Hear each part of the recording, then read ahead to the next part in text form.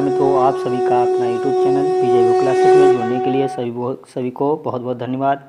आज जो है अगला प्रैक्टिस सेट जो है हम का है, जो प्रश्न हमने वह कल कराए थे उसके आगे के प्रश्न जो व्याकरण शास्त्र की प्रमुख संज्ञा सूत्रों से जो बनने वाले प्रश्न हैं वो करा रहे हैं। तो सभी मित्र जो है वीडियो को अधिक से अधिक मित्रों को शेयर करिएगा ताकि सभी मित्र जुड़ सकें। ठीक है, तो देखिएगा आज का 46वां प्रश्न है कि घी संज्ञा विधायक सूत्र, घी संज्ञा विधायक सूत्र। तो ए ऑप्शन में युस्थाख्यो नदी, बी ऑप्शन में शेषो घ्या सखी, सी ऑप्शन में तरप तंपो घा और डी ऑप्शन में तौसत। तो घी संज्ञा विधायक सूत्र बताया गया है। तो घी संज्ञा विधायक से जो है सूत्र क्या है, तो ए ऑप्शन जो है आपको 46 का उत्तर दीजिएगा समित्र। तो 46 का ऑप्शन सही होगा, बी ऑप्शन सही होगा शेषो घ्या सखी। कि घी संज्ञा विधायक सूत्र जो है वो शेषो घ्या सखी सूत्र है। अगला है प्रश्न संख्या 47, घी संज्ञा किसकी नहीं होती। ए ऑप्शन में पति, बी ऑप्शन हरि, सी ऑप्शन भानु, डी ऑप्शन बारी। तो घी संज्ञा किसकी नहीं होती है, तो 47 का उत्तर दीजिएगा समित। तो 47 क्या उत्तर सही होगा, घी संज्ञा किसकी नहीं होती, तो पति शब्द की घी संज्ञा नहीं होती है। तो ए विकल्प से होगा 47 का ए विकल्प। प्रश्न संख्या 48, जिसकी नदी संज्ञा नहीं है ऐसे हरस्व इकारांत और हरस्व उकारांत शब्दों की कौन सी संज्ञा होती है सख्य शब्द को छोड़कर। घी संज्ञा, बी ऑप्शन में घा संज्ञा, सी ऑप्शन में घू संज्ञा, डी ऑप्शन उपयुक्त में से कोई नहीं। तो 48 का उत्तर दीजिएगा समित्र।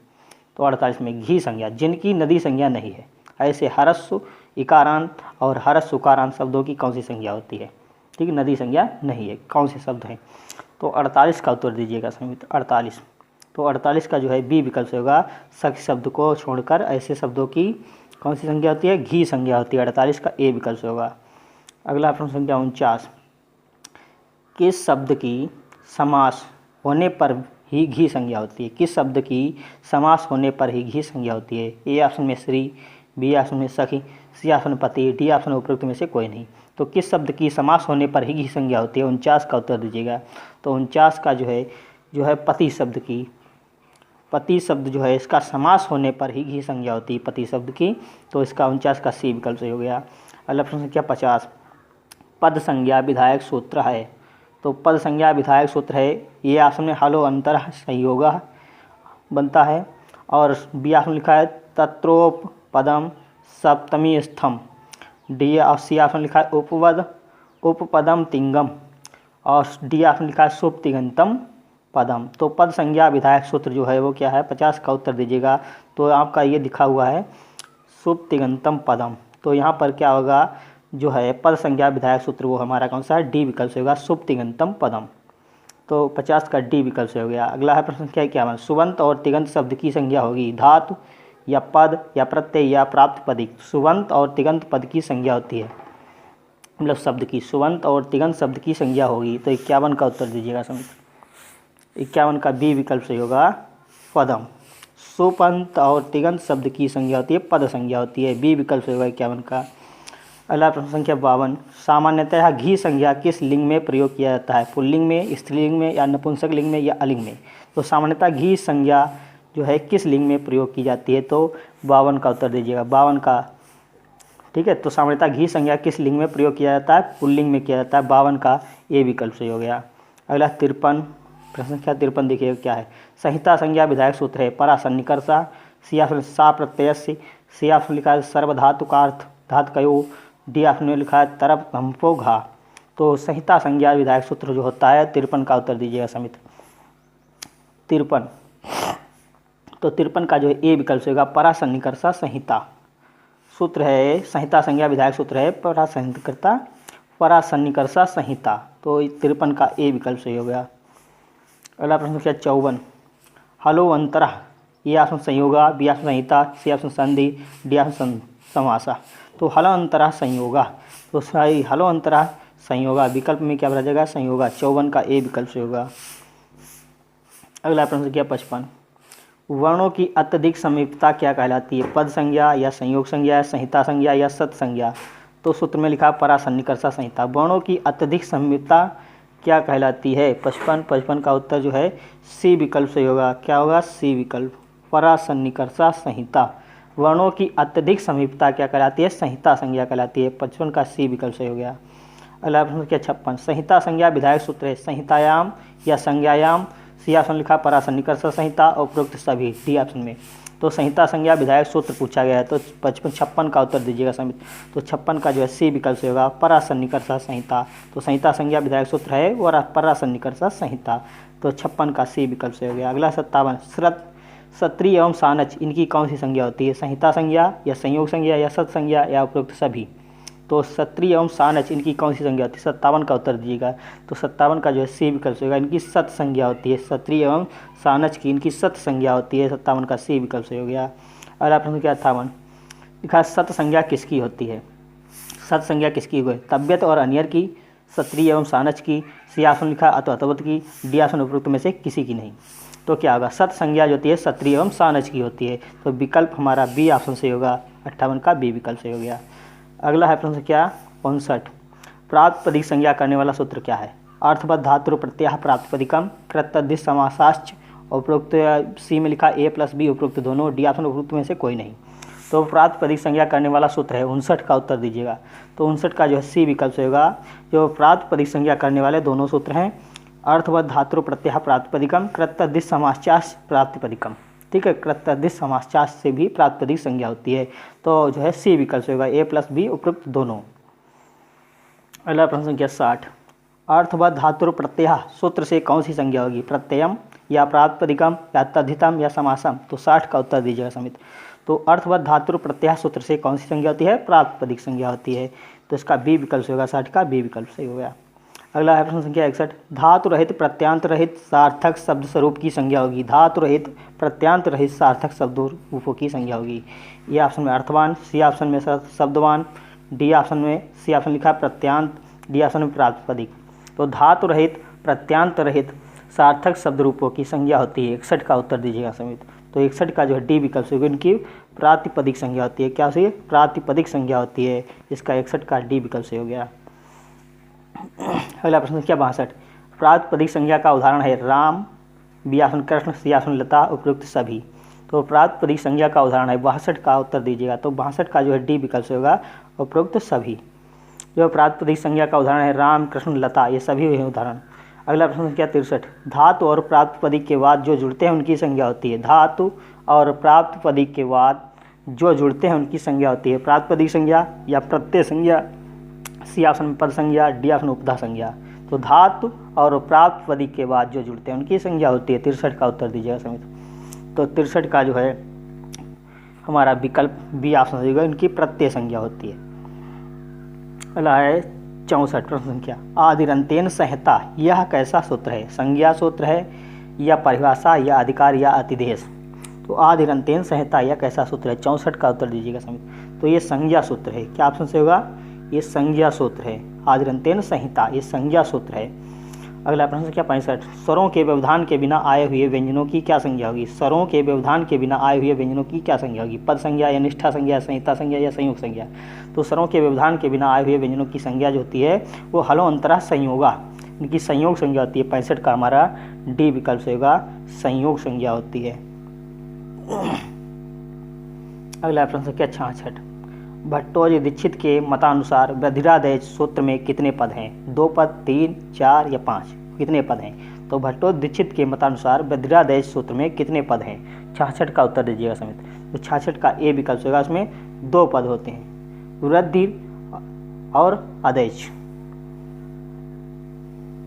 अगला प्रश्न संख्या 67, कृतदिश समाचार सूत्र से संज्ञा होगी। नदी संज्ञा या प्रातिपदिक संज्ञा या गति संज्ञा, सर्वनाम संज्ञा? तो कृतदिश समाचार सूत्र से कौन सी संज्ञा होती है? 67 का उत्तर दीजिएगा। तो इसका बी विकल्प होगा, उसकी प्रातिपदिक संज्ञा होती है। ठीक है, तो 67 का बी विकल्प से हो गया। अगला प्रश्न क्या 68, प्रश्न संख्या 68 में उत्तर देना है। अधस्थन युग्मना नाम समीचीना तालिका चुनित। तो सवर्णम, सवर्ण संज्ञा तो होता है, इसका विकल्प हमारा कौन सा होगा? तुल्यास प्रयत्नम सवर्णम।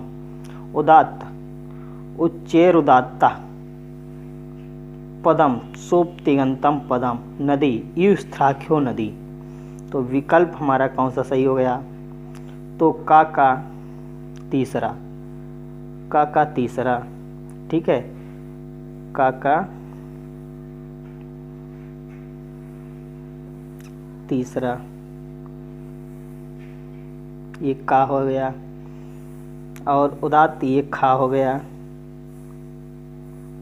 और ये गा हो गया, और ये घा हो गया।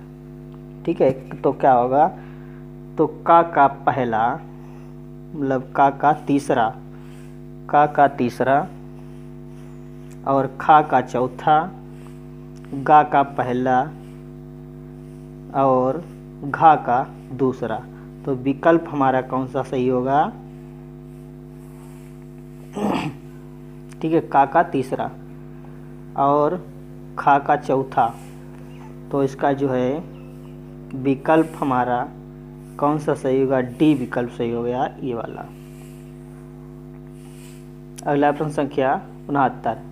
अग्निचित यहाँ उपधा संज्ञा है। अग्निचित में इत समुदाय की या चित समुदाय की या ता वर्ण की या ई वर्ण की, और तो अलो अंत्याद पूर्व उपधा। अग्निचित यहाँ उपधा संज्ञा है, तो 69 का उत्तर दीजिएगा। तो डी विकल्प होगा। इसमें ई वर्ण की जो होती है उपधा होती है, ई वर्ण की उपधा संज्ञा होती है। तो जो है 69 का डी विकल्प सही हो गया। अगला प्रश्न संख्या 70। संहिता संज्ञा, तो इसका होता है परासन्निकर्षा संहिता।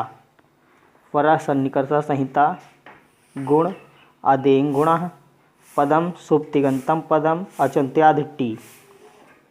तो का तीसरा, का तीसरा, घा का पहला, खा का पहला, गा का चौथा, और घा का दूसरा। तो विकल्प हमारा कौन सा सही होगा? का तीसरा। तो का तीसरा, इसका विकल्प हमारा कौन सा सही होगा? डी विकल्प सही होगा ये। अगला प्रश्न संख्या 71। परस्मय पदी तिंग प्रत्यय कितने होते हैं? परस्मय पदे तिंग प्रत्यय कितने होते हैं? 5, 9, 11 या 21। तो परस्मय पदी तिंग प्रत्यय कितने होती है? 71 का उत्तर दीजिएगा। तो इसका बी विकल्प होगा 9। परस्मय पदी 9 और आत्मनेपदी 9।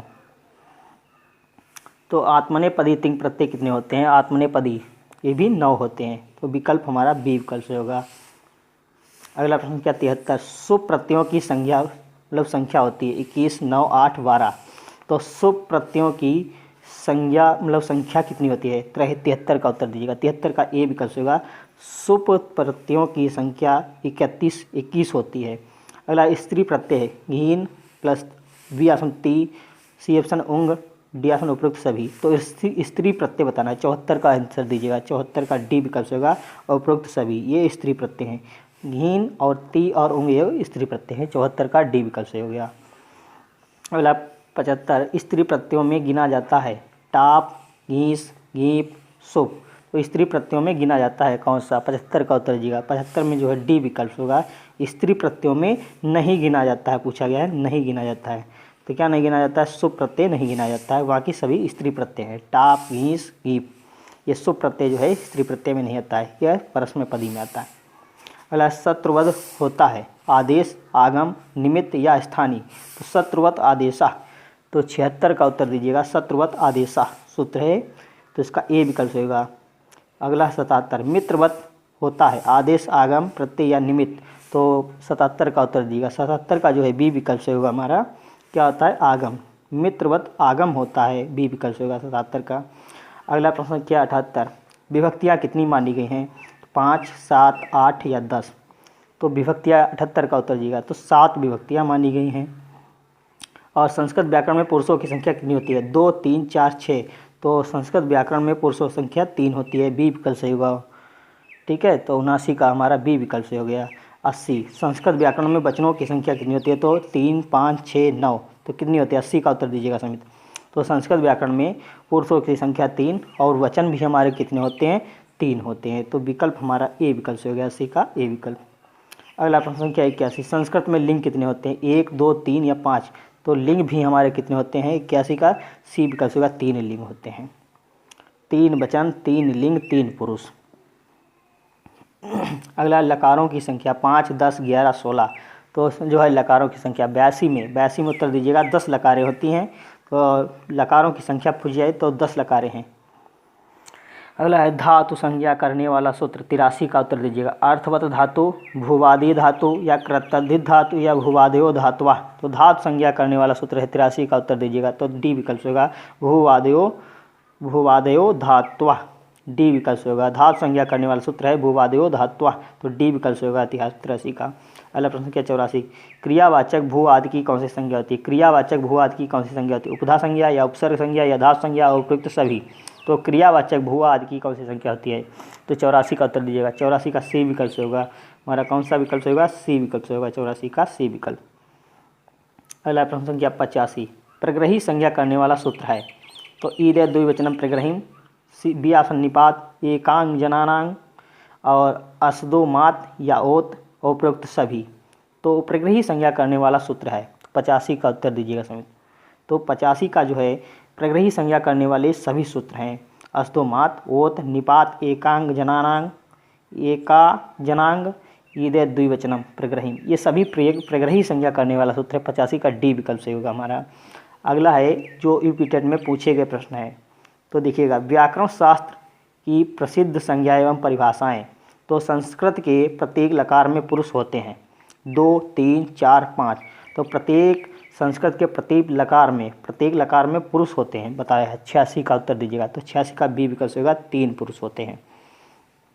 अगला है 87, केवल वैदिक संस्कृत में प्रयुक्त होने वाला लकार। तो वैदिक में आपको बताना लेट, लिंग या लुंग या रिंग। तो क्या होगा? वैदिक संस्कृत में प्रयुक्त होने वाला लकार। तो 87 का उत्तर दीजिएगा। तो इसमें लेट लकार होता है, ये वैदिक में वेदों में प्रयोग किया जाता है। तो 87 का ए विकल्प से होगा। अगला प्रश्न क्या 88, अतु प्रत्यय की संज्ञा होती है। टी संज्ञा, निष्ठा संज्ञा, नदी संज्ञा या घी संज्ञा। तो अतु अथवा निष्ठा। तो अतु प्रत्यय की जो संज्ञा होती है वो निष्ठा संज्ञा होती है। 88 का हमारा बी विकल्प से हो गया। अगला प्रश्न संख्या 79, निम्नलिखित में से किसकी वृद्धि संज्ञा नहीं होती है? आ की, औ की, ओ की या आई की। तो किसकी वृद्धि संज्ञा नहीं होती है? प्रश्न संख्या 79, किसकी वृद्धि संज्ञा नहीं होती है? नहीं पूछा गया है, तो किसकी नहीं होती है? तो आ की या औ की या ओ की या आई की। तो किसकी वृद्धि संज्ञा नहीं होती है? तो 79 का उत्तर दीजिएगा। तो इसका सी विकल्प होगा, ओ की, इसकी गुण संज्ञा होती है, इसकी वृद्धि संज्ञा नहीं होती है। अगला लास्ट प्रश्न 90, प्रश्न संख्या 90, अधोलिखित में से कौन सा प्रग्रही संज्ञा है? हरि, विष्णु, गंगे, उपयुक्त सभी। तो अधोलिखित में से कौन सा प्रग्रही संज्ञा है? तो 90 का जो डी विकल्प होगा। ये सभी प्रग्रही संज्ञा करने वाले उदाहरण हैं। डी विकल्प से होगा। तो सभी मित्रों को बहुत बहुत धन्यवाद हमारे साथ बने रहने के लिए लगातार। और जो है लगातार आपकी संख्याएँ बहुत कम होती जा रही हैं। सभी मित्र जो है अधिक से अधिक संख्या को बढ़ाने का प्रयास करें और हम अच्छा ही देने का प्रयास कर रहे हैं। तो सभी मित्रों को बहुत बहुत धन्यवाद हमारे साथ बने रहने के लिए। अब वीडियो अच्छा लगे तो लाइक शेयर करें, और जो नए मित्र हमारे साथ जुड़े हैं वो चैनल को सब्सक्राइब करें, बेल आइकन को प्रेस करें, ताकि हमारे द्वारा नोटिफिकेशन आप सभी तक प्राप्त हो सके। और जो हम प्रतिदिन आपको जो है टेलीग्राम पर ये प्रश्न उत्तरी आपको PDF प्रोवाइड करा रहे हैं। तो आपको हर लगातार प्रश्नोत्तरी भी देखते रहिएगा PDF के माध्यम से, दोबारा रिवीजन करें। ठीक है, चलिए कल फिर मिलते हैं अगले वीडियो में। बहुत बहुत धन्यवाद। नमः संस्कृत।